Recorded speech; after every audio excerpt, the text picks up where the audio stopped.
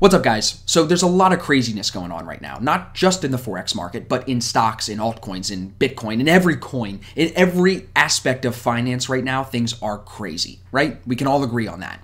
So I felt that even though we did this webinar a few weeks ago for members that specifically signed up for it, I wanted to put it out for free now on YouTube to you guys because I think there are more people getting interested in day trading, and I want to be able to give them a resource so they know where to start their day trading career to start on the right foot, because I don't think the stock market or the crypto market is the best fit for anyone really, but for most people for sure. So enjoy the webinar. If you have any comments, put them down below. I will answer all the comments as always. There's links in the description if you need to get a hold of me. I appreciate the time. Enjoy the webinar. So first and foremost, I've said it 5 times already, but I can't thank you guys enough for giving me and Riley and our team the time today on a Saturday to learn something new, to stay open-minded, and to be hungry for more. You know, I always appreciate that. We already are in the same boat in our motivation and in our hunger and growth for more as an individual. And I think after today, whether you decide to jump in with us or not at the end, you're going to leave the desk, leave your phone, whatever you're watching this on, you're going to leave there feeling like you've taken some value. I guarantee you. So put your phone down, put Facebook down, because the goal for today is very simple. We're going to answer the question, which market should you start trading with? I'm going to present to you the objective facts about what's going on around the world to create this global economic landscape that's constantly changing, and that we are going to have to learn to adapt if we're going to live through. Seriously, like in order to live through this, we need to be open to learning new skills and to adapting our personality and what we already know. And the final thing we're going to do today is lay out a blueprint, basically a map that you can follow to take back control of your financial future using a digital skill. The goal and the inspiration for this, I guess, this entire topic is really because a lot of people have been looking to move their income into different areas more now than ever before, but people don't know exactly where to put it, right? For me, it comes down to these 3 buckets: speculation, which is our day trading, investing, and savings. Now, you can be deeper than that, and that's what we're going to go into today. Today, we're going to talk about what should you be doing in that speculation, in that trading bucket, to actively take back control of your wealth and actively take control of your financial future.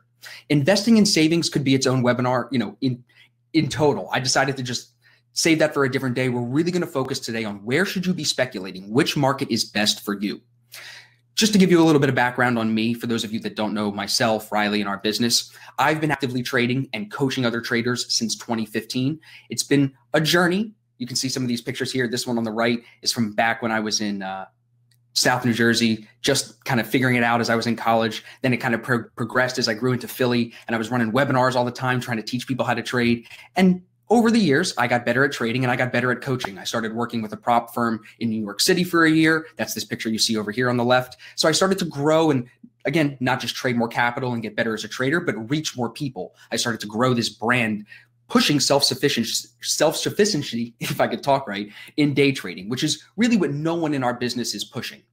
And that's led us to being able to host live events, host seminars, do a lot of this fun stuff that we're getting to do now, just because of the genuine hunger, like I said at the beginning, that we all share for growth. We've been able to grow a really awesome business. And I've got to give credit to Riley, my partner, my life partner, my business partner. She is everything that you don't see on Instagram. Everything else is her. She is the main reason for our growth over the last year. I can't thank her enough, and we have to give her credit for even just making today happen. So she is another half of this business that a lot of you guys don't see. She's the one that keeps me straight on my trading. She's the one that holds me accountable to growing all the time and pushing myself. So she is a big piece of the success that ASFX has found. And I just want to share with you here a quick testimonial that came in from a friend of mine, David. He really found value in the course and the community that we're building. And like I said, the self-sufficiency part of what I try to push in the day trading is different than what you'll find in other people in the industry. And David was somebody who recognized that, because I'm not a believer in monthly memberships. I'm not a believer in trying to suck money out of your pocket. I believe you should transact in business, pay someone for their time, pay someone for their skills. But past that, if I'm actually interested in seeing you grow, I need to build a community of people that could be recognized like David recognized it. You know what I mean? For its genuine authenticity and for really just bringing good people together that want to grow and make more money. That's why you're here, right? And then just another testimonial here. This is from Philip, all the way from the Czech Republic, where some of you guys are located. He's just loving the course. He said it was life-changing. I think that a lot of people come into trading with preconceived ideas. Philip was somebody who came in with no preconceived ideas, like a lot of you guys sit now, where you're just brand new, ready to take that first step, and they find a lot of success with us. So let's get into this now. You know a little bit about me, you know a little bit about ASFX and what we got going on, and we're going to come back to that later. But let's talk about the current state of the global economic picture that we're living through. If you take a look at this, this is from the BBC. This is going to show you majority of countries around the world are on the brink, if not already over the edge, of putting themselves into a recession. If you take a look at this chart, you're going to see that the unemployment rate here in the United States is at its highest rate since 2010, which was what we called the Great Recession. And for a lot of people around my age, that was the worst financial situation that we'd ever seen to that point. So this is pretty serious. And you guys know that. We're all living through this coronavirus lockdown, this whole situation. And that's evident clearly in this chart here from the BBC. You can see Japan, Germany, the UK, Canada, all of these other countries are experiencing heightened unemployment. It's probably happening in your country. And I think that that is pushing people to looking for control. They look for, how can I make money and get separated from this crappy situation that I'm in? And that's evident, especially here in the United States, with the surge into day trading. You guys all know who this is, right? David Day Trader, the guy from Barstool Sports. He's famous now because he's trading every day. Stocks only go up is what he says. But if you just look at the statistics, it says retail stock trading app Robinhood has grown from 1 million to 10 million since 2016. That's insane. Just that many people coming into the active trading market, looking for that control. Here you can see on the Google Trends how much day trading increased over the last 5 years. You can see this is higher than it has ever been since 2014, 2015, 2016. A lot of people are interested in day trading, and that's probably why you're here. Part of the reason, at least. So before we get into stocks versus Forex versus crypto, I think we just have to, again, lay a foundation a little bit to determine the difference between trading versus investing. Trading is what we're going to focus on today and what I do every day. It's short-term, looking to close positions at the end of the day. If not, make sure that position is protected going into the next day. Investing, on the other hand, it's when you buy into a company or an asset or a commodity based on fundamental reasons and you're looking for long-term growth there, right? So for those of us that looked into day trading, we probably went down the same road. We Googled how to day trade, right? And what comes up? Well, first it tells you to pick a broker. Then it tells you to fund your account. Then it tells you to buy or sell whatever commodity, asset, stock, Forex pair for super cheap. No commissions. You'll be able to do great. And what happens? You end up losing all your money and putting a hole through your computer screen, right? That's what happens to a lot of people when they jump into trading. In the attempt of this, they want the freedom, they want the lifestyle, they want what trading looks like it can give you, but for some reason doesn't give it to most people. And we have to be aware of that. If we're going to go down this road of trying to take back control of our financial future, accept the statistic that most people can't, but you might be able to. I'm not going to be the one to say whether you can or cannot. I'm just here to share my experience and hopefully shorten the learning curve for those of you who can. So let's just talk about these types of trading too before we get into the detail of Forex versus stocks versus crypto. The first type of trading that I don't do is called scalping. This is really short-term trading, 1-minute charts, 5-minute charts. You probably heard of this. For me, it's very difficult for humans to make money consistently scalping. That's what I've seen. I think robots, like automated trading programs, can do really well with this.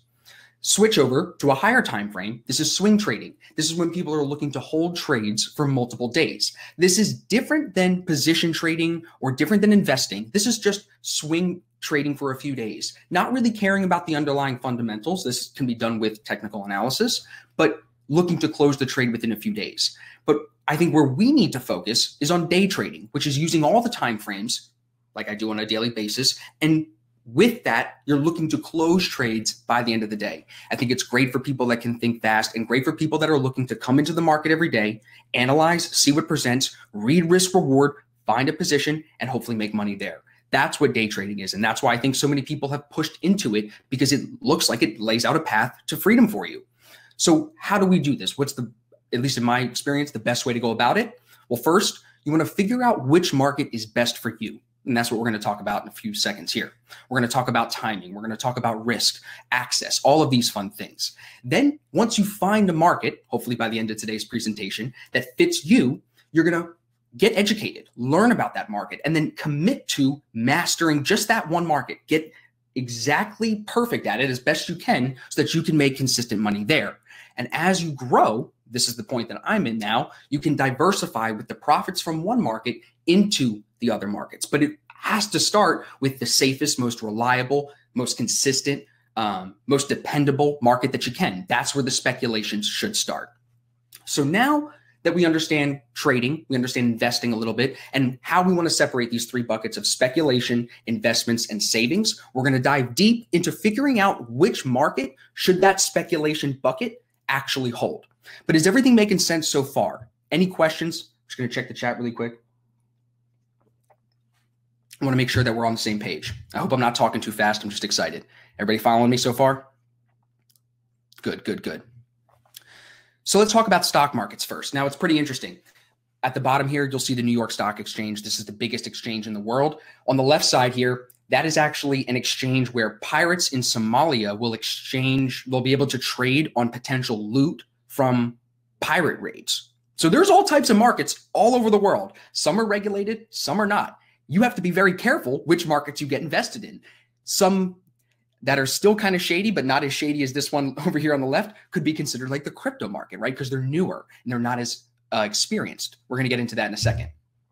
But for the stock market, understand a couple of interesting facts. First, the wealthiest 10% of Americans actually own 84% of the stock market.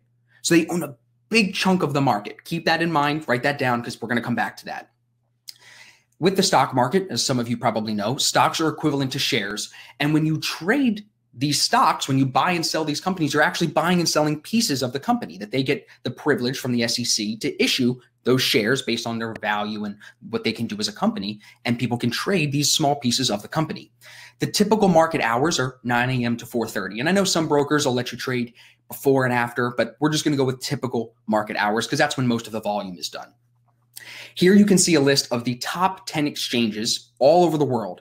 Notice by market cap, which two dominate. It's US-based markets, the NASDAQ and the New York Stock Exchange. And this is as of 2019, before the Fed started printing money and pumping it into the system. So it's probably bigger now. You'd have to assume that. But just notice, there's stock exchanges all over the world.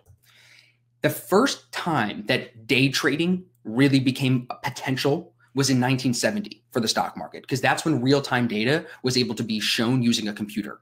From 1994, so just 20 years later or so, 1994 to 2001, you saw 12 day trading firms turn into 140. So a huge pop there as we went through the technology boom. The internet became more readily available, and people were able to trade from home. And that's a big deal. Now that's grown into this massive market that we have, like you saw with the market cap of the New York Stock Exchange, where these 5 companies are really controlling a lot of what you see in the index. You should know who these guys are, right? Bezos, Cook, Zuckerberg, and the guy that runs Google. Look here.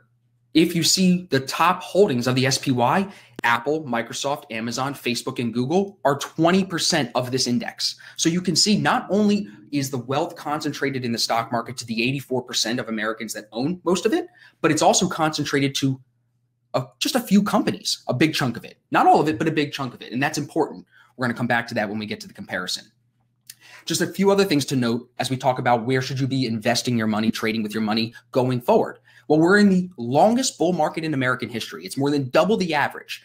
This is supposed to correct itself every 2 years with a drop of 10 to 19%. Now, we did just see the huge coronavirus crash, but as most of you guys know, we've rebounded now. We're actually higher than that in some indexes. So it's long overdue that we see some type of a correction if you look at the historical numbers.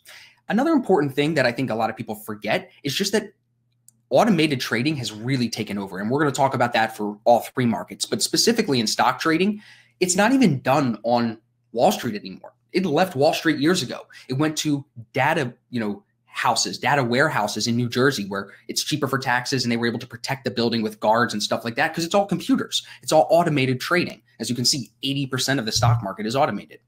So that's just some basics on the stock market. Let's go into the crypto market now. This is a chart just of Bitcoin, so you can see, of course, the pop in 2017 all the way up to 20,000, the crash back down to 3,000. And now as we're slowly making a move higher, maybe, we're sitting at about 10,000, 11,000 as we speak today. But this is just the potential that some people would say Bitcoin or crypto market has, with that type of volatility where it could go to 100,000, it could go to 500,000. That's like the theme of the crypto market. It's this 24/7 peer-to-peer market with no central oversight. There isn't like SEC, FINRA overlooking these trades. They're trying to catch up and see what's going on and probably dip their hand in the pot and get some taxes out of it, but it's not happening yet. Trading here is just relatively new compared to the stock market. This just started in 2009, and now it's grown to over 190 different crypto exchanges. And again, none of them are regulated. It's very difficult to find a regulated crypto exchange. The big thing about crypto is that the digital community loves it. If you go back, 15 years ago, this was like money for gamers. If you go on Twitter today, everybody is bullish. Twitter is so bullish crypto, it's crazy. If you get caught reading that, you're just going to think crypto can only go higher. But that's not the case because there's not a lot of real adaptation yet. You don't see crypto ATMs at the grocery store. You know what I'm saying? And on top of that, crypto as a whole actually is doing less on a daily basis than just the New York Stock Exchange, let alone the other stock markets all over the world. So comparatively, it's a very, very small market. And we're going to talk about this in a second. There's so many hundreds of altcoins that you could be investing in. So how do you know which one to choose is really where my head goes. So again, it's unregulated peer-to-peer, meaning you're trading with me and you're trading with banks and you're trading with hedge funds. Everybody's competing just for their share of these coins because there's only a finite amount of them. And on top of that, you don't need a license or an education to actually fund a crypto account and start trading. And I think that feeds amateur traders into it, which can increase volatility and lead to a lot of boom bust cycles in the market. Another thing with crypto that you have to kind of talk about and keep in mind is that these are the top wallets. This on the left side here is the wallet address of how much Bitcoin these different people you would think own. But here's where my brain goes. These are all different wallets, so to speak. How do I know that it's not one person that owns all of these wallets and has full control over all of the Bitcoin? And if we know that all of the crypto trading, like 60 to 70% of it is in Bitcoin anyway, and then if you look at this and well, who controls most of the Bitcoin? We don't even know. You start to get into where we could be talking about a manipulated market potentially, and I think that's important. Notice here, the distribution of Bitcoin, the people at the top who have more than 1,000, more than 100 Bitcoin, they actually control the most market share. The people that own very small fractions of Bitcoin, they don't own most of the total coins available. It's the people that own a lot. And I think that can also potentially swing prices too, because if you own a lot of a market, you can move the price.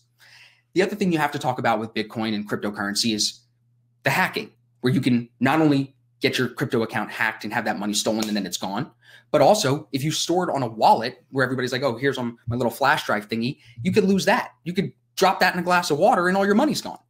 If you look at this picture, this is Mt. Gox. Some of you guys might know or have heard of this. This was the most popular Bitcoin exchange in the world in 2014. So if you were looking to trade Bitcoin, and this is 26 years ago, you were like, yo, I got to get to Mt. Gox. Well, what ends up happening is Mt. Gox gets hacked. They lose a ton of Bitcoin.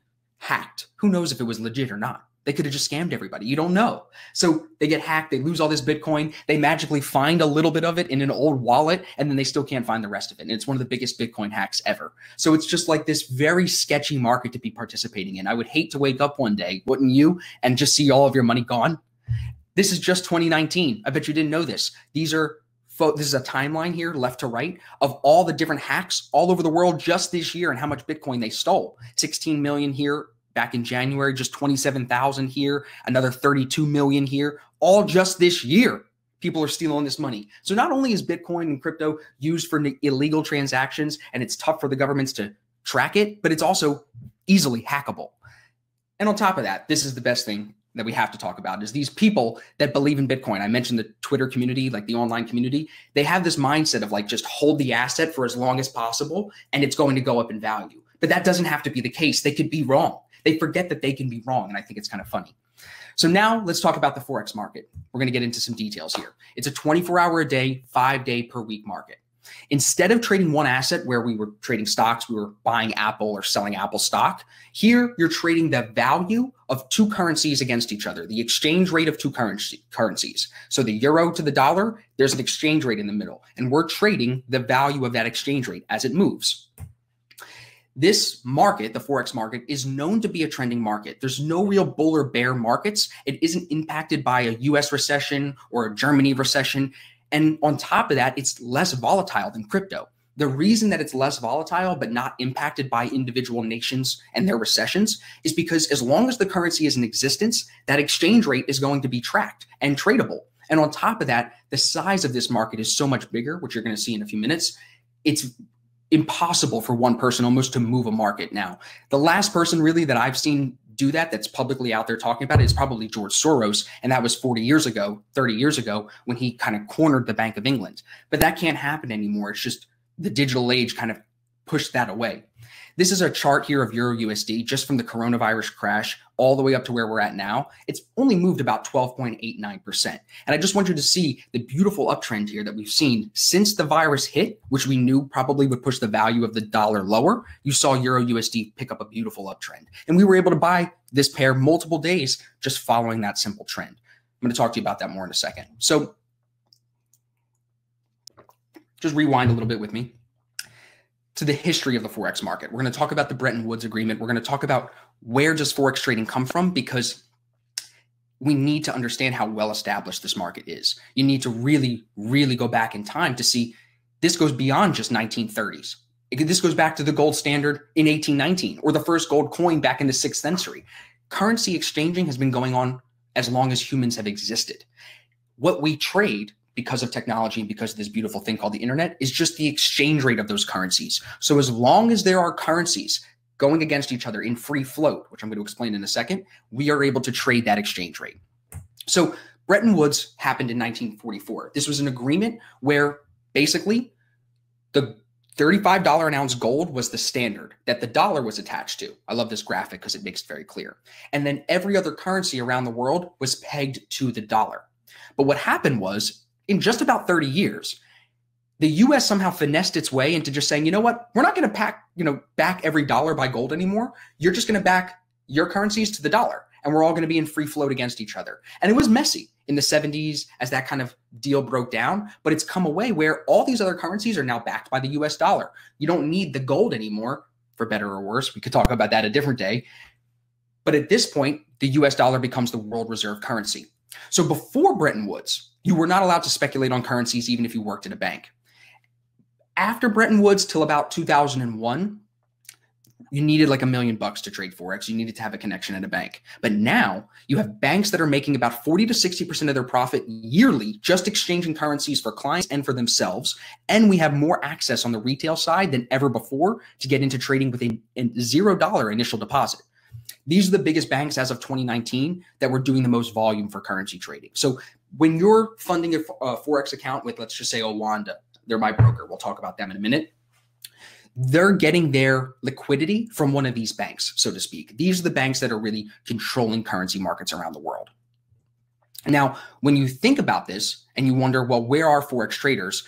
They're actually all over the world more than you'd think. The largest region as of 2019 with Forex traders in it was Asia. North America and Europe coming in at second. But as you can see, Asia had the most amount of online retail Forex traders. They're everywhere, though, all over the world. This is the biggest market by far. However, even though it is all over the world, 5 desks, the UK, the US, Hong Kong, Singapore, and Japan, facilitated 80% of all the Forex trading. So it's really those big banks and big commercial industrial centers that are moving this money around. But there's a couple of places that are on the rise, like mainland China, over 3 years, increased their active trading by 87% in the Forex market on the spot side, where we trade the retail market.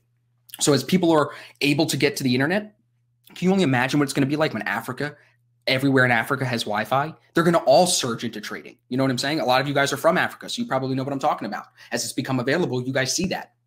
So just to get the statistics straight, a lot of people say how much money is actually traded in Forex. It used to be 5 trillion a day in 2016. It's up to 6.6 trillion a day in 2019. This graph here is actually from the central bank survey. They do it every 3 years, triannual central bank survey, and it shows you how much daily volume is done. And it shows you that the US dollar stayed dominant since Bretton Woods as it involved itself in 88% of foreign exchange transactions. So the dollar is still dominant even after breaking that deal a couple of years ago. And the big thing that I like about Forex is there's not a lot of wiggle room for rumors. You can't really get swayed on a Forex trade or into the Forex market even by a rumor. Whereas if you look at some of these other stocks or you look at some of these cryptocurrencies, even the slightest slightest little rumor can move a market. And I think that's another really, really awesome aspect of Forex. It's like rumor proof. So we've talked about stocks, we've talked about crypto, we've talked about Forex. What questions do you guys have? Is anything unclear? Looks good, looks good, looks good, looks good. Awesome. Cool. So which market is ideal for you? We're now ready to answer this question. This graph, we're going to fill in these question marks when we get done this section. But this graph is showing us already which market is actually the best one for us to be actively trading right now with that speculation bucket of our free income. So which one is the red line? We're going to answer that in a second. We're going to go category by category through market hours, market size, access, all the way down to news impact, and rank stocks versus Forex versus crypto. Okay. If we move through this section, if we give it a 3, that's going to be the best score that it can get. If we give it a 1, that's the worst score that it can get. So we're going to move through, and by the end of this, you're going to understand which market is best for you to be trading. First, let's talk about market hours. Another picture here of the New York Stock Exchange. This picture looks a little older, maybe like 2000, 2001. This is when there was still a lot of trading going on here. But 5, 6, 7, 8 years later, all these people are really not doing much there. All the trading is done in black boxes outside the city. So when you talk about market hours for the New York Stock Exchange, you're talking 9 to 4:30. Here, when we're talking about market hours for the Forex market, it's international. It's across the entire world. So the Forex market, I said this already, is open 24 hours a day, 5 days per week. It's just closed on Saturday and Sunday. So you can trade the US session, the London session, or the Asian session, which is really great for those of you that are maybe unsure if Forex is for you, if you want to dabble in it, maybe you still have a job, you can trade a session where you're not working. The market's still going to be open. It won't be like the stock market where you're stuck in front of the desk at set times when most other people are still working. That was actually one of the reasons I got into Forex trading, was just the hours.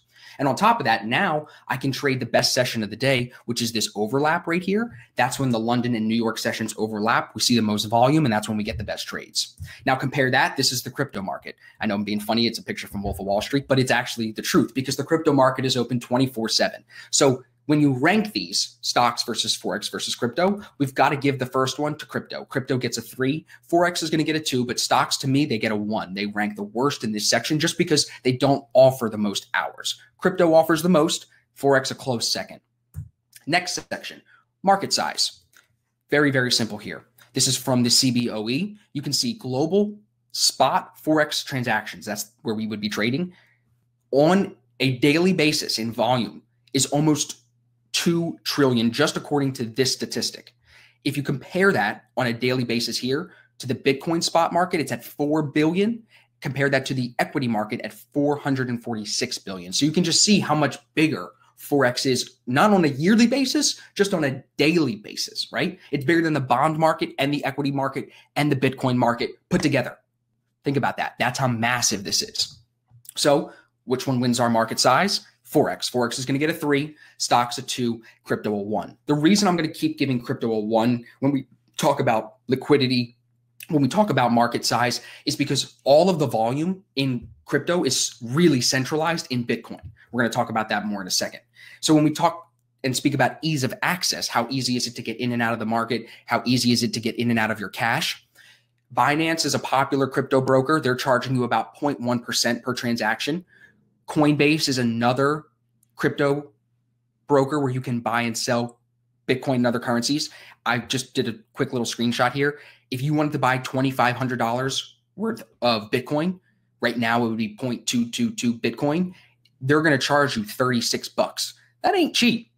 When I trade Forex, it isn't like that. You know what I mean? If I was to take on that much of a position in Forex, it isn't that expensive. So you can see the Coinbase fees are actually a little bit more than even the Binance fees. But compare that to the stock trading guys. Everybody's offering commission-free trading now, right? TradeStation, Webull, Robinhood, they're all offering commission-free trading. Now, Forex kind of sits in the middle where they're just charging you the spread. If you use their spread-only pricing, that's the one that I use, and it's really reasonable. So you actually don't even pay a commission when you trade the Forex trades. You pay it through your spread. A spread is the difference between your bid and ask. So if you were trading Apple and it was at 115.54, that might be the bid, and the ask might be 2 cents off at 115.52. So your spread is 2 cents. That's where the broker can make their money. So if you look at Euro USD, here, how you quote currency pairs, it's in pips, not dollars. So this would be 1.2454 versus 1.2452. The spread would be 2 pips. And the same thing if you were trading Bitcoin to the dollar. Here it is quoted in dollars. So the spread difference, as you can see, is about $2.10. So it's just the difference between the bid and the ask. But if you go to TradingView or you go to the stock app on your phone or whatever and look up the Bitcoin price, it's only going to give you one price, normally in the middle of those two. But when you actually go to place the trade with your broker, there will be a bid and an ask depending on if you're buying or selling it. So if we're talking about ease of access, we need to touch on liquidity. Liquidity means how quickly can we get the asset into cash and really actually make money, right? Because we can make trades online with our brokers as much as we want, but if we're actually not taking money out and making money, what are we doing? So first, we have to acknowledge that shares of certain companies might be limited. In stock trades, I've heard of guys having to call other brokers, different from their normal broker, just to borrow shares or get shares to be able to take the trades that they want. That never happens in Forex. Liquidity in Forex is more than abundant. It's actually instead of the trading, instead of it being done in shares, it's done in units. And if you want to buy or sell, no difference. It's super easy. The biggest trader that I've ever met that I trust, he's trading hundreds of lots. He tells me that he has to really just cut his position sometimes into like a half or a quarter, and he still has no issue closing his trades. So he's making tens of thousands, hundreds of thousands of dollars on some of these trades in a personal account, and he's not having any liquidity issues.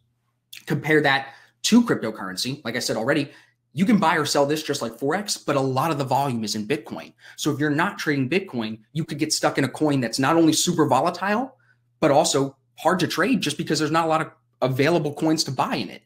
If you're trading a low volume asset, it's more susceptible, in my opinion, to volatility. If a big trader comes in and places an order, you could get caught in some crazy move just because you're a small fish in a big ocean. And I wouldn't want to be in that position. Still staying on the topic of ease of access, let's talk about your initial investment. For all three of these markets, you definitely should be demo trading before you put real capital in. Now, Forex and crypto use leverage similar to margin so they can be funded with less but still take advantage of the moves on a daily basis. Margin is different in stock trading than it is in Forex trading or crypto trading. When you're trading on margin with stocks, it means you're borrowing the money from your broker. When you're trading on margin with Forex, it's a good faith deposit that you have to make in order to even take the position. So it is not the same thing at all. I don't know why they don't use a different word, but it is not the same thing. And on top of that, so that's like a weird thing where you're borrowing shares. I don't love that for stocks. They also have a minimum that you must put in to take that margin account, as you can see here with TD Ameritrade. And if you don't want to do the margin account, they have the pattern day trader rule, which means you have to put $25,000 in if you want to take more than 3 trades a week. I don't love that either. We're trying to day trade every day, trying to make money and grow our account. So for those of you that don't have 25, I didn't have 25 grand when I started 5-6 years ago. It's a huge turnoff to stocks. It really is. It's the biggest one.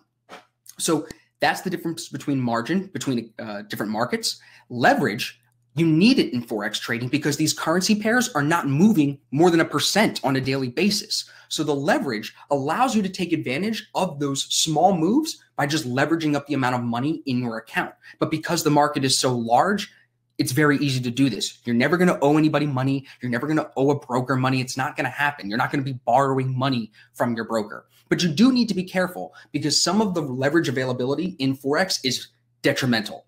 In stocks, you're getting about 1 to 2. The most leverage that you can get in the United States that's regulated is 1 to 50. I'm using 1 to 20. I don't think you need it. I think it's more of a detriment to your account than it is an asset. I think you should just be trying to get the trading account as big as you can so you don't need any leverage. All your positions can be in cash and you can make cash without having to owe anybody or borrow or do any of that crap. But like I said, you do need to be aware. This is a statement from Traders Way's website. They are an unregulated broker. Do you see anything funny about this? Here, I'll help you. How about now? Do you see anything funny about this now? How about now? Maximum leverage of 1 to 1,000. So if I give you $1, you give me $1,000 of buying power. That's why they're unregulated. That'll easily, I can't tell you how many accounts I blew with Traders Way when I started. It's crazy, but that's what they want to do. They make their money on people funding it with a small amount, blowing it, funding it with a small amount, blowing it. Those people aren't going about a trading business the right way. And we're going to talk more about the business part of this in a second. So again, the Forex pairs are not moving much on a daily basis. So you need that leverage to make the trades worth it. But you don't need excess leverage. And that's the most important thing. So now, circling back to our ease of access here. Think about costs, think about liquidity, think about leverage. For me, I gave Forex a 3. Crypto, I gave second, and stocks, I ranked them the worst, only because of the pattern day trader rule, only because of things like the Dodd-Frank Act, which we don't need to go into too much here. It's just tighter regulations on stock trading and reporting ever since 2008. There's a lot of things in the stock market that don't make it that easy to access, but the pattern day trader rule is number 1 for me. So let's move forward. The next category, tradable instruments. I mentioned this before, but Bitcoin is the biggest cryptocurrency there is. As you can see, this is from CoinMarketCap, just like yesterday I took this picture. Bitcoin has a 200 trillion? Yeah, $200 trillion market cap. These other cryptos are much, much smaller. And as you go down this list, it gets smaller quickly. So when you talk about tradable instruments, you need liquidity. It only looks like there's 1, maybe 3 that have decent liquidity, maybe 2, maybe these 2. So you have to be aware of that, because if you're trading Polkadot and some big crypto dude comes in and pumps that price or tanks that price, you're going to get chopped up just because you're trading a thin market, a shallow pool, so to speak. It's going to dry up. Think about it like that. Now, just when we're talking about tradable instruments, that leaves you with not a lot of options in crypto. Versus here in the stock market, this is just the SPY. These are all the different stocks, each one of these little squares. This is the heat map that you've probably seen before. Look at all the options here. How am I supposed to wake up on a daily basis and choose which stock to trade? That was another reason I never got into trading stocks. I'm like, how am I supposed to pick which one is going to move a lot? I don't know. How about this? These are all the stocks in the whole world. And each one of these little squares had a bunch of stocks in it. It is crazy. Tens of thousands of companies across all the different stock markets that you could be choosing from. It's given me a headache and sweaty pits just thinking about it. Why not just do this? This is my watch list every morning. See, it's called favorite. These are the currency pairs I watch. It's what, like 10, 15 different currency pairs? That's it. That's all I've got to look through. If there's no trades on these 10 or 15 pairs, I go outside, go for a workout, go hang out with Riley, go do something else, go do a coaching call, something else. I don't sit here and stare at the screen all day looking through all 2,000 stocks until my eye starts twitching. You know what I'm saying? So to me, tradable instruments, easy. Why make this harder on myself, right? Forex is low stress. So absolutely, Forex is going to win this category with a 3. Crypto, just because of the shallow pool, I got to give you the 1. And stocks, you can definitely make money. So there's definitely instruments available, and that's why I got to keep them the 2. Let's move forward. Regulations now. This is very important, something a lot of people don't want to talk about, right? No one, I feel like a lot of these Forex guys on social media, they always want to just push their unregulated broker because of that jacked up leverage. And I'm out here trying to be like, yo, make sure your broker is regulated. Find a safe broker because you're going to put your money here.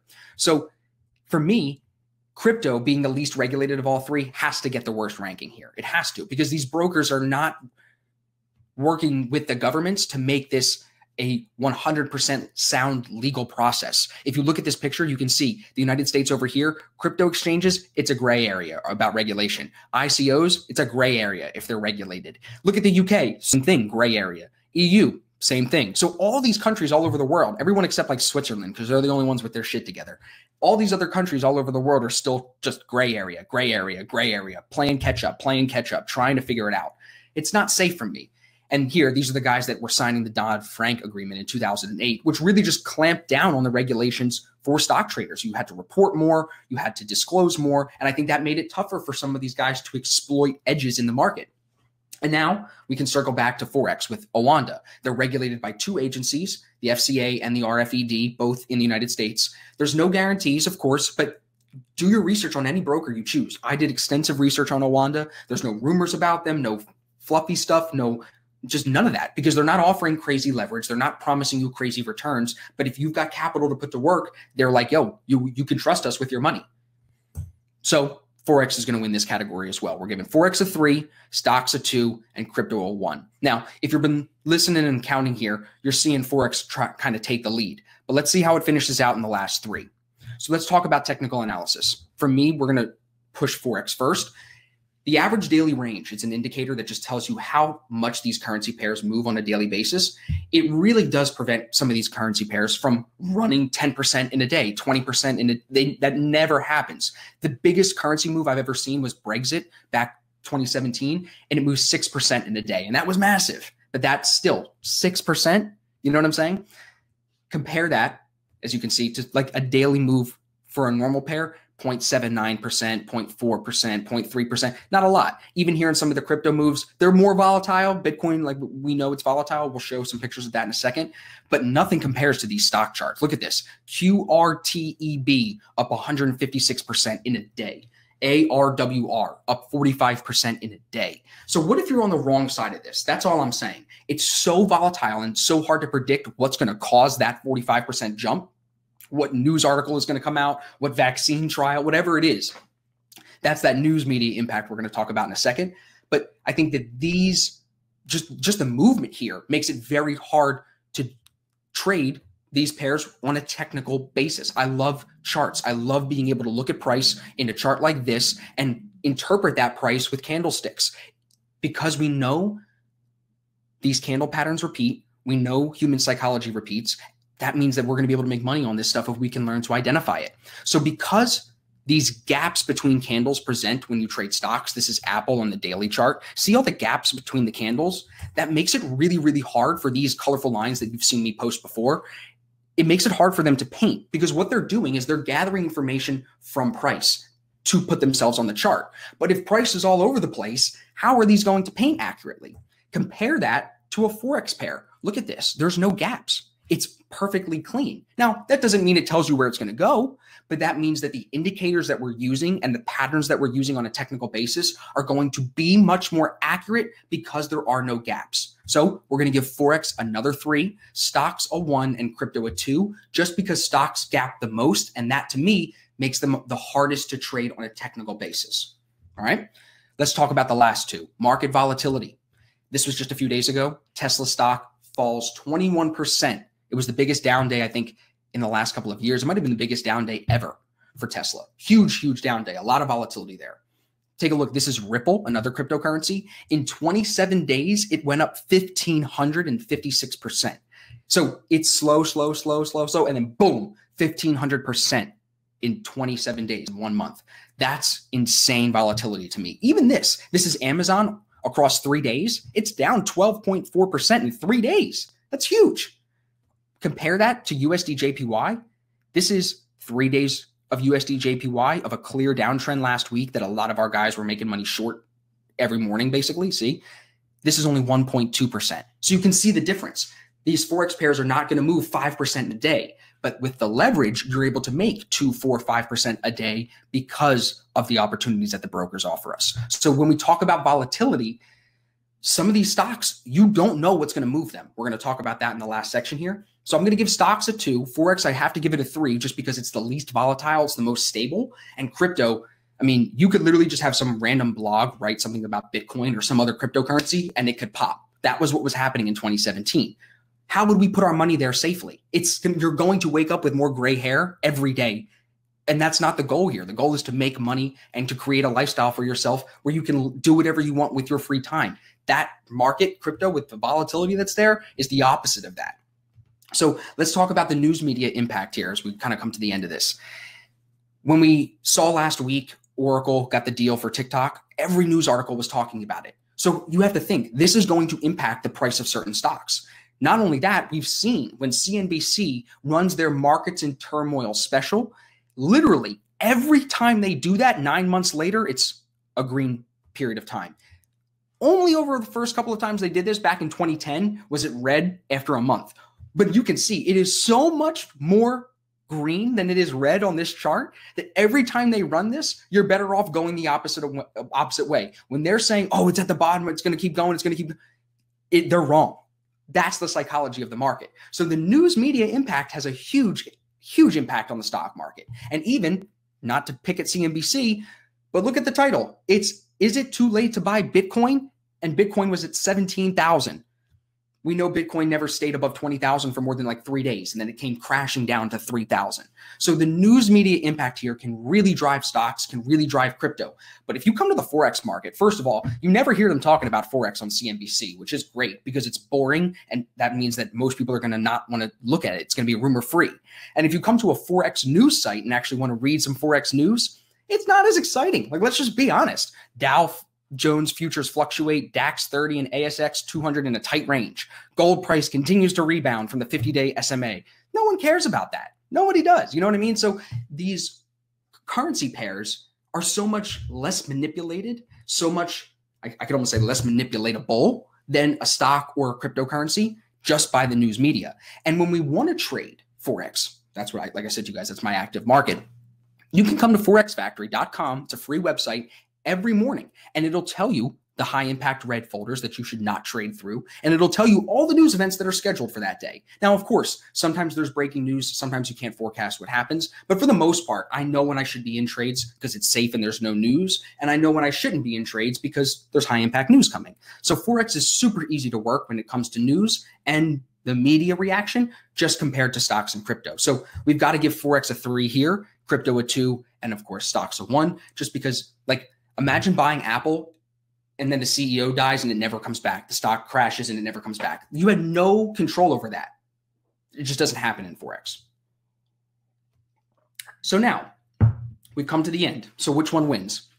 Well, first, ask yourself, where is your money safest, right? That's what we're going to answer. Which market works best for the timing that you want to be at the desk every day? And which market works best for your risk style? So first, coming in last place, can you take a guess? It is the stock market with only a 12. Coming in second place is crypto, just beating it with a 13, and Forex dominating, coming in at a 23 when we rank those across all those categories: hours, size, access, instruments, regulations, technical analysis, volatility, and news impact. Forex beats stocks and cryptos hands down. It's not even an argument.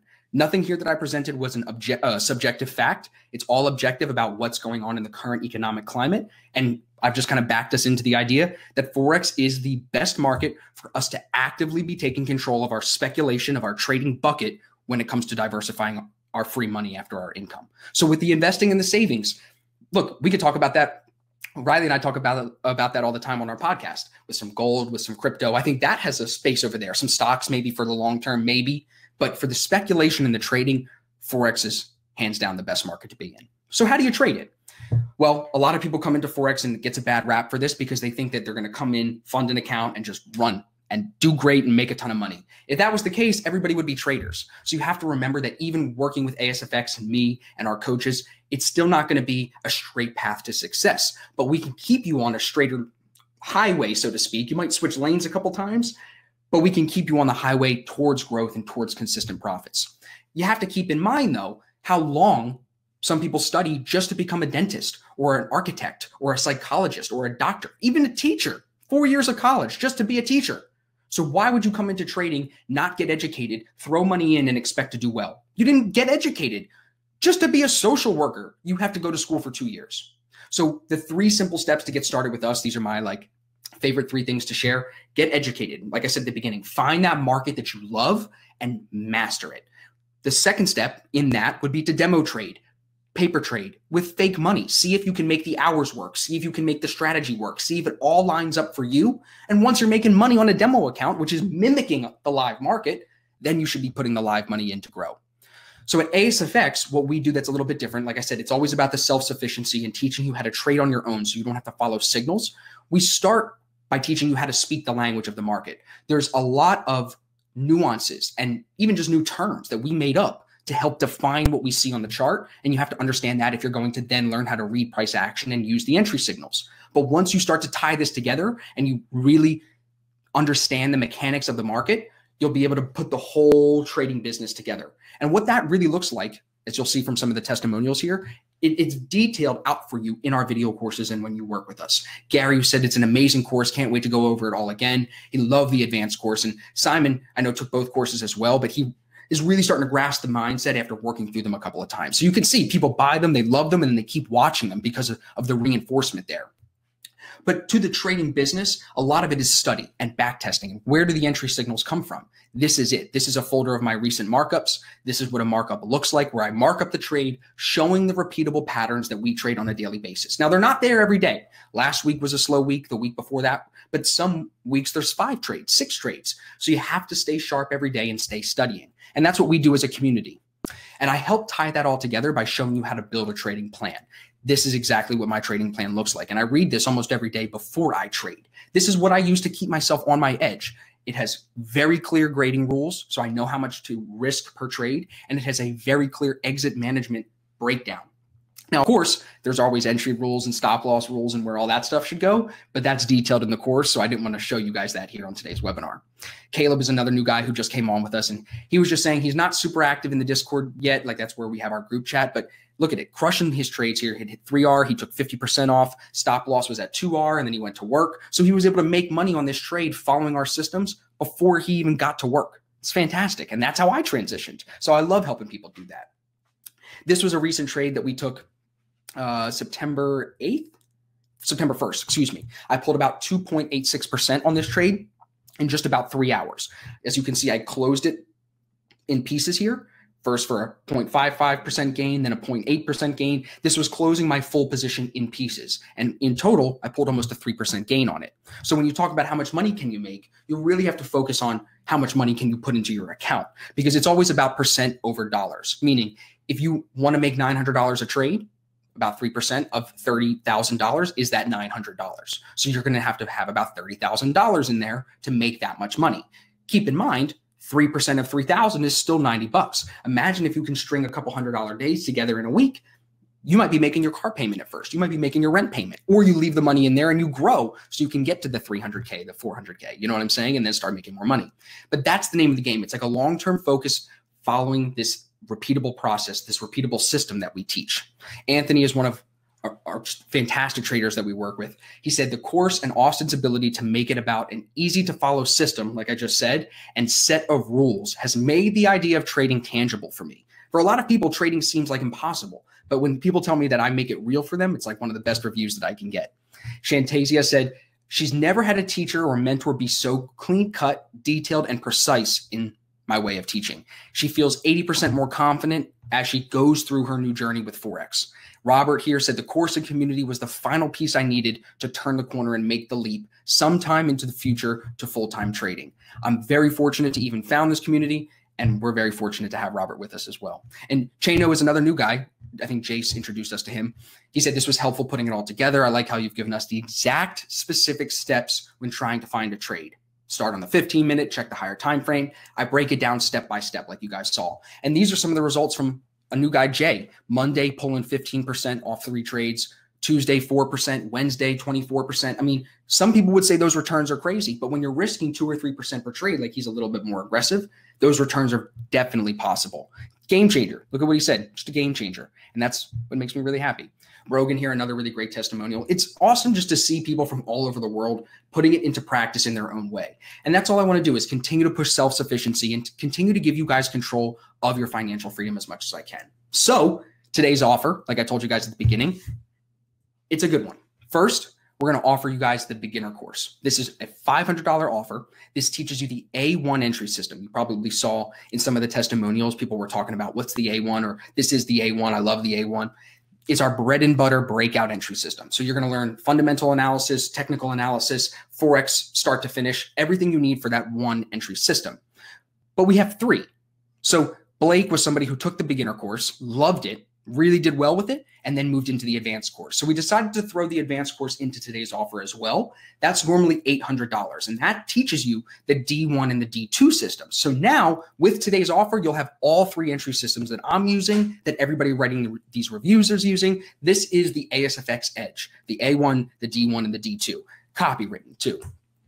Here's another testimonial from Jake, just signed up 2 days ago. He's been watching everything with the recaps and everything, and just look at his review, feeling confident with my analysis, and it's all coming together. So on top of the courses, we want to make sure you have access to that community. Like Jake was talking to Lindsay, talking to Jerome, talking to the leaders of our group.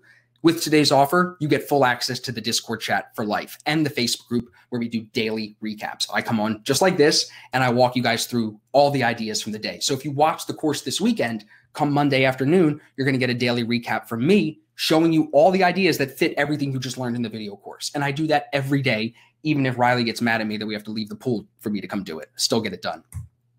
So again, today's offer, asfx.biz/launch. Now, I'm not done. It is only $500, but I'm not done. I'm also going to throw in the Philadelphia seminar replay. This is 10 hours of content. We filmed this before coronavirus back last November in Philly. We had about 20 people fly in, drive in from all over the country to trade with us and learn with us. So you're not only going to get to see us trade live, but you'll also get to see the A1 and D1 and D2 put to work through about 400 different slides. It's 10 hours long, and we're giving that to you for free. And I'm also throwing in the $47 webinar that we just did a few weeks ago. So if you're brand new to Forex, this is going to be the first thing that you're going to watch. This is going to break down what currency pairs are, what pips are in detail. Like, it's very, very beginner, because I want you to feel like there's nothing left unturned. I don't want you to jump into the advanced course and be like, oh my God, I don't understand any of this. I need to back up.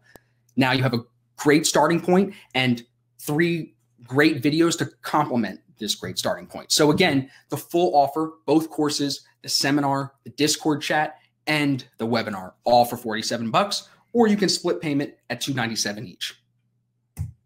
2 more testimonials, and then we're going to do Q&A.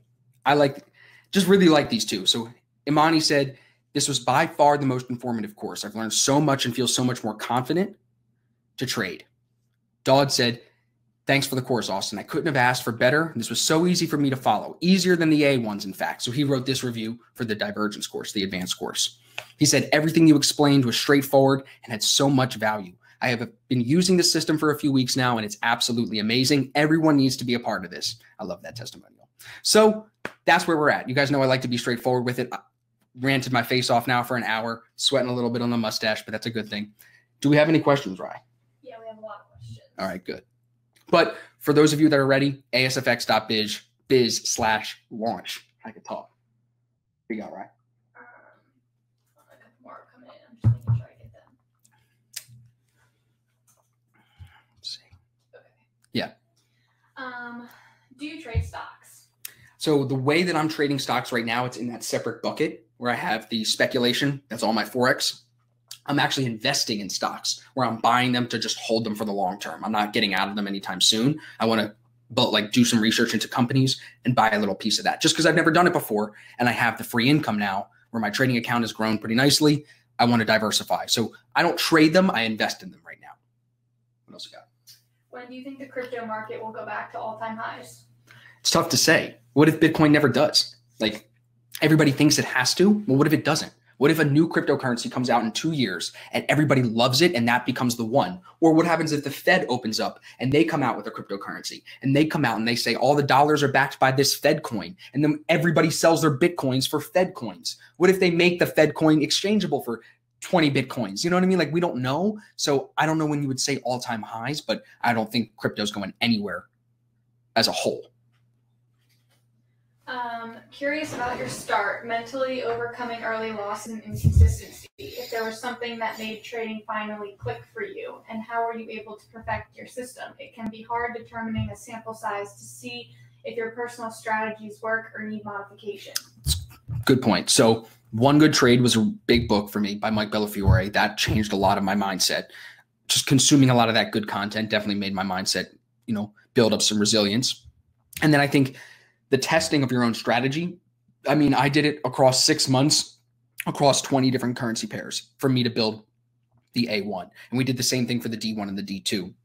So I think you have to be robust in your testing. So when you're actually trading it live, you have like the human error almost eliminated and probabilities on your side enough to where that it'll work out. Because there's always going to be human error, and you have to realize that even in back testing. So yeah, I think if you like back testing and you're like trying to find a system that you can go put in a bunch of work to, you'll love what we teach, because it's all repeatable patterns. You'll be able to go in, test it. I'll share all of mine with you so you can compare yours to mine, compare the notes, the whole thing. I think for people that want to back test, our systems are awesome because I built it off back testing. Best advice for trading the Asian range. I know I have to trade the pairs that move in this session. Yep. Following your system, you use the Asian range as part of your grading rule. What could be my reference point in the Asian range? So I'm not an Asian range trader. You know what I'm saying? Let me publish this. That should be in the chat now or something. So I'm not an Asian range trader, but I know a lot of guys in our group that make money swing trading, especially through the Asian range. I think that you just have to find a consistent time to show up to the chart, probably like 9 8, 9, 10 o'clock New York time after the changeover. And then from there, stick with the pairs that have the highest ADR, the most volume, and try to find signals there. You can't just trade support and resistance. You need to find a repeatable entry, exit, stop loss, risk management signal. It needs to tell you where the stop should go every time this presents. If this presents, then you act. If you follow that, you'll be able to trade the Asian session. You just have to have a system. And that's what we teach in the courses. Can you recommend regulated brokers? Owanda isn't a recommendation, but it's the one that I use. As far as other countries, I would get into the team and talk to people in our group chat that are in your country, and they will recommend the best one for you. I don't want to say it on here because I could be wrong. How long will it take to master Forex trading? Mastering it is a lot different than just making money in it. So I would say mastering it is when you can teach it to people. It's taken me 5 years just to get to this point. So it takes a while to teach it and teach it well. I think you have to have the personal characteristics for that. But as far as just doing it well enough to make money, I mean, people have started making money with it. It just depends on your background and how much previous knowledge you have. But if you know Forex, you could pick this up in a week and start making money with it next week. You just need to learn the patterns. That's all. You're paying for proprietary patterns. The courses are copywritten and we own the content in there because these patterns are proprietary. They're very simple, but they are ours. You're not going to see this out on a YouTube video or out somewhere else. This is exactly what you're going to only get from ASFX. Would you ever get a magic trading key? I don't know what that is. Me either. For a beginner trader, shouldn't the goal be... Wait, hold on. What? For a beginner trader, shouldn't you be making sure your emotions, expectations, risk management, trading algorithm is on point? Trading small amounts of money so the real risk is as small as possible. Not blasting the 20-to-1 ratio, potentially messing up your trading mentality, expectations, and mindset. Who gives a shit if you have $100 or $100,000? If you're a profitable trader, you will get your millions sooner or later. To sum it up, can't relate why 20-to-1 leverage is that awesome. Would love to hear your thoughts. I didn't say it was that awesome, I guess is my answer. I don't even think you need leverage. That's what I said during the presentation. If you have enough money in your trading account, you don't need leverage. I don't think you should be using leverage. Leverage makes people blow their accounts. What advice would you give to somebody who has a day job and is interested in trading? Start. You got to learn. People do what I did. Start learning while you have a job and have money coming in. Don't quit the job and then try to learn. It could take you 3, 4, 5, 6 months, depending on who you are, to actually learn how to trade and how much time you have. So start learning is definitely the step. Have you tested your system on crypto? Yeah, we have guys that use the system in crypto. I just don't trade crypto because, as you can see, it's not my favorite market. It doesn't have the advantages that Forex has. But if you have that risk profile, go back to what I said a few slides ago. If your risk profile is, I don't care that crypto isn't regulated. I like it that it's not regulated. If you don't care about that stuff, do it. The technical analysis is technical analysis. Where this system doesn't work is with stocks because of what we're trading. Remember those gaps I was talking about? The gaps will screw up a lot of what we do. So you'd really need to find something that wasn't gapping as far as stock trading. How much do you take into account fundamentals when you're trading versus technicals? Well, like I said, with the Forex stuff, I look at Forex Factory and then I make sure I'm not trading into any high impact news. But if I see things that are telling me, the dollar will be bearish, it could continue to go lower, that might make me look for buys on euro pairs because as the dollar index comes lower, we always see euro pairs often. I won't say always. We often see euro pairs move higher. So that's where we can take advantage of some of that. Somebody said, what about Forex versus futures?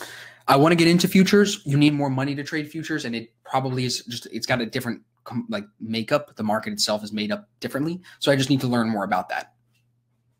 Can you use the system for trading indices? Yeah, Jace does that often. Absolutely.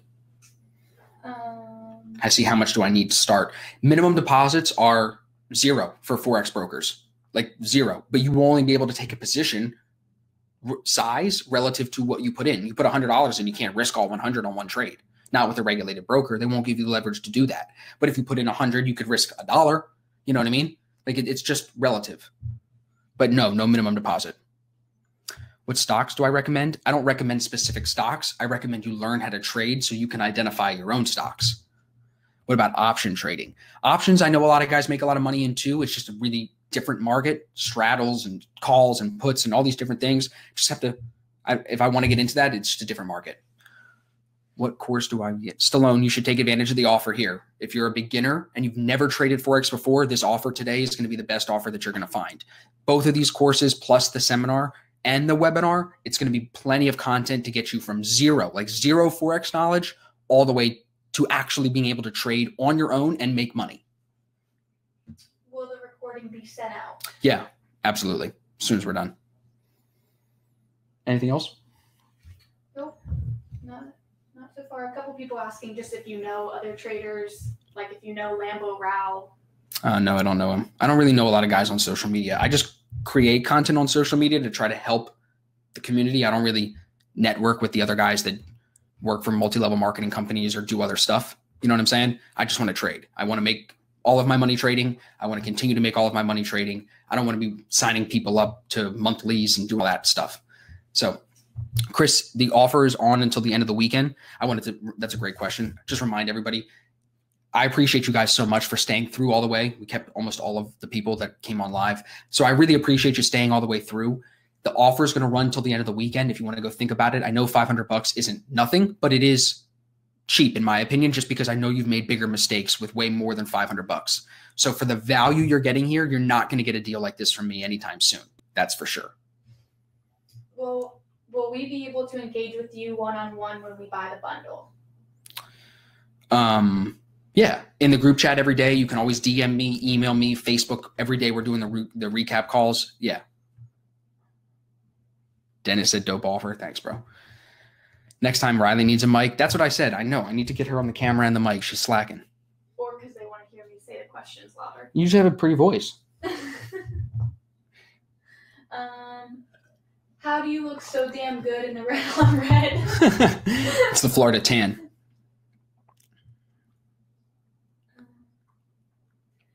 I'm a beginner. How much time does it take to reach a 7-figure account? Like how many years? Oh man, it depends on how much money you start with. If you start with 10 grand, it's going to take you a while. You know, I can't answer that. That's really depends on your returns. Somebody asked for your Instagram, so I'll type that in here. Shaba, what's up, brother? Yep, the recording will be up. If you put your email in, it's going to get sent out to you. I think we got all the questions. So yeah, offers are going to run till the end of the weekend. Talk to your girlfriend, talk to your wife, your boyfriend, whatever you need. Yep, Scott, it is covered extensively in that. Yep, absolutely. Anyone on the fence, take it. This will change your life. Come with an open mind. I love it.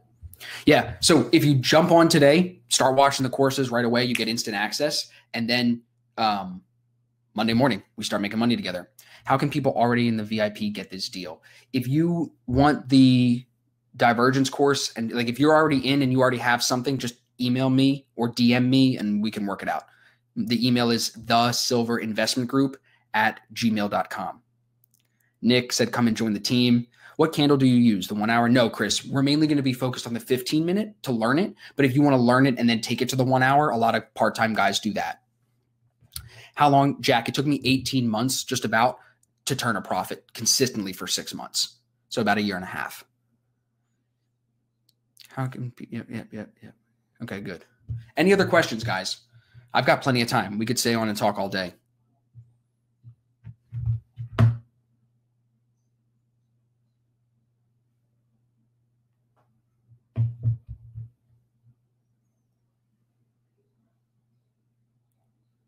Cool. Austin, there's one email. There's a great offer being mentioned. Yeah. Yep. Check out. Cool. I promise you, we'll get it. Best 500 you ever spent. I like it. I appreciate that. Do you have any other questions that we need to answer, Rye? Somebody said if I'm a total newbie, will I be able to understand all of the terminology? Definitely. That's why we constructed this offer, because we've had a lot of people come to us that haven't traded Forex just because they're a little intimidated. They're a little scared. But I very much feel confident now that we have enough content here to take anyone that has never even heard of Forex, never even done any research into it. This is the best place for you to start because you're going to start on the right foot. You're going to start with information that you need, nothing excess, only the stuff that's going to help you make money. You know what I mean? Ricardo said, how can we be so disciplined like you to have more haircuts than trades in a week? It's funny. Jack, I trade from 5 a.m. till about 10 a.m. New York time every day. But there's guys up trading with, they're up trading earlier than me. So is opportunities before that for sure for the London session. Can you trade indices with Oponda? No. You can't trade indices in the United States with a regulated broker. You have to do it with an unregulated broker because they're a CFD, contract for difference. And in 2008, if you listen to today's webinar with Dodd-Frank, CFDs became illegal. So you can't do it ever since 2008. Yeah, Dennis translated this to Spanish, so he can help anybody that needs it in Spanish. What will be average percentage gain per month using the system? I like to be conservative and say 5%. No need to even say 10%. If you pull a 10% month or you do 24% like Lindsay did, fantastic. But from my point of view, I want to go low, so I'll say 5% a month. Lawrence, about the Asian range. So what I was just saying is if you're trading a high volume pair and you have a specific signal like we teach, then you're going to be fine. But you got to stick to the signal. You can't fudge it, especially in the Asian range, because it's going to be choppier. If you were to trade the Asian pairs, NZD JPY, USD JPY, NZD CAD, even sometimes GBP, AUD, anything Australia, NZD, or JPY.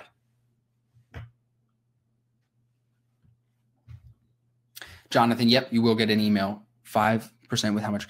With like less than 2% risk per trade, Manny. So like in the slideshow, I showed you that piece of paper where I have my grading. If I have an A setup, it gets about 2%. B setup's about 1% risk. C setups, I'm not even really taking them anymore. But if I do, it's less than 1% risk. And when I look to take these trades, to answer Chris's question, I'm looking to get at least 2 to 1. That's the system. It's built to get at least 2 to 1. If you can't measure 2 to 1 on the setup, you don't take the trade. ASFX system is like copy trading. Yeah, because the systems are repeatable for sure. No, I don't think you need 1 to 500 leverage. Analyzing, understanding market.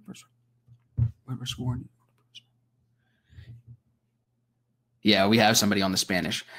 The offer again, guys, it's going to end Monday. So the end of this weekend, like Sunday night, Monday, it'll end. Okay. I saw a couple of people ask. Yeah, you're welcome, Manny. Absolutely. I hope that you guys jump in on the offer, but I think we're good on the questions here. So if anybody needs me, you guys know Instagram, email, wherever you can reach me, please don't hesitate to reach out. If you have any questions about the offer, if you have any questions about our trading, if you have any questions about anything at all, I'm always here to help you guys. And again, I just appreciate the time. I appreciate everybody's energy and focus. I hope you have a great rest of your weekend. I hope you stay healthy, and I hope to see you on our team soon.